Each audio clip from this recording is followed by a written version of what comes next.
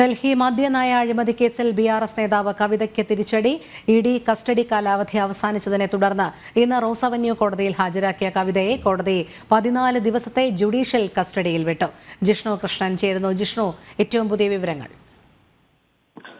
ധോണി, ഇന്ന് ഇഡിയുടെ കസ്റ്റഡി കാലാവധി അവസാനിക്കുന്ന പശ്ചാത്തലത്തിലാണ് അല്പസമയങ്ങൾക്ക് മുൻപ് ബിആർഎസ് നേതാവ് കവിതയെ മദ്യനയ അഴിമതി കേസിൽ റോസ് അവന്യൂ കോടതിയിൽ ഹാജരാക്കിയിട്ടുള്ളത്. കവിതയെ ചോദ്യം ചെയ്തതിൽ നിന്ന് ലഭിച്ച വിവരങ്ങളുടെ അടിസ്ഥാനത്തിൽ റിപ്പോർട്ട് ഇഡി കോടതിയിൽ നൽകിയിരുന്നു.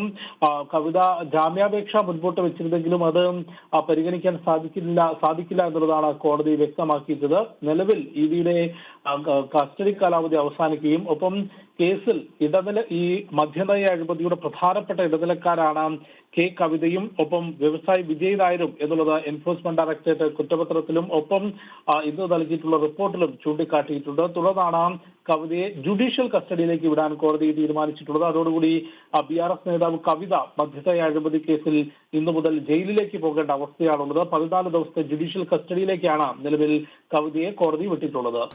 ശരി ജിഷ്ണു. കവിതയെ കോടതി 14 ദിവസത്തെ ജുഡീഷ്യൽ കസ്റ്റഡിയിൽ വിട്ടു. ജിഷ്ണു കൃഷ്ണനാണ് വിവരങ്ങൾ നൽകിയത്.